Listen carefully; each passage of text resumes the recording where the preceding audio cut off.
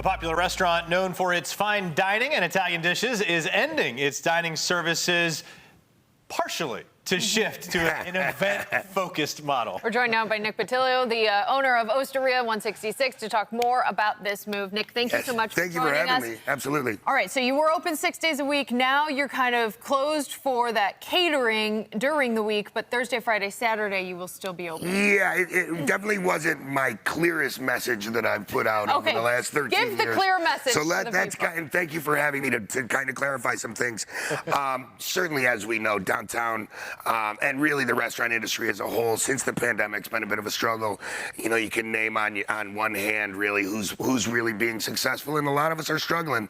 And we've made many pivots over the years, and from stock to freezer to whatever the case may be. But we used to be open 11 meal periods a week, 5 lunches and 6 dinners, and the volume's just not there. So we've kind of scaled back, and over the last couple of years, we're down to Thursday, Friday, Saturdays, Wednesday, Thursday, Friday, Saturday, excuse me.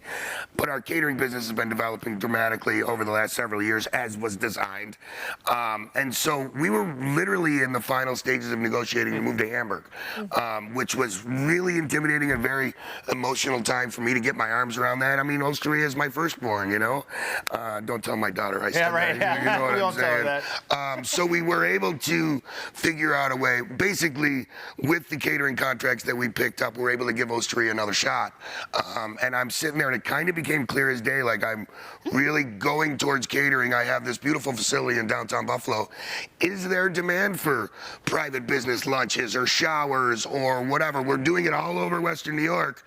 Is there an opportunity to do it in downtown Buffalo? So we made the decision to scale back a la carte. We will be open Thursday, Fridays, and Saturdays, evenings only, for dinner service. And then the rest of the time will be available for private dining as well, whether it's, like I said, an office lunch. We do a ton of drop-offs, but actually coming in on site and utilizing the space.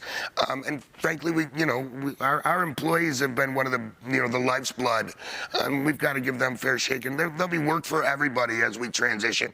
I guess ultimately Osteria is not going away. Right. It just might look a little different than most people have seen it over the last 12 years. And your story is a positive one, or at least it has a positive outcome in this sense, is that you're scaling back at Osteria, but then you're opening a new type of venture, if you will. I'm curious, too, about how it is with doing business downtown. We have seen many restaurants fully close just in the past 6 months, 8 months. And I mean, we were right there. Right there. You know, we were right there. And you and I have talked about this, and it's not necessarily any one person's fault or what have you, and we're not trying to throw anyone under the bus, but how difficult is it to do business in downtown Buffalo these days because there's nobody there? You know, I felt really great when we opened, and I still feel very proud of what happened. We were part of the resurgence of downtown. Look, if there's any one thing that you can say was detrimental, it's the pandemic. I mean, at the end of the day, how many people, I've heard 20, 30, 40,000 people not downtown Buffalo. I don't know, look down the street. There are definitely less. So the demand had not been there. Like I said, we pivoted to more catering. We did stock the freezer, whatever we have to do to keep everybody working. And this is just another chapter in that. We're also opening a beautiful catering facility on Grand Island, which will all be part of the master plan as well. Let's stick with, the downtown Buffalo situation here. Shays nights, they're very popular. Anything that happens at the arena, very popular.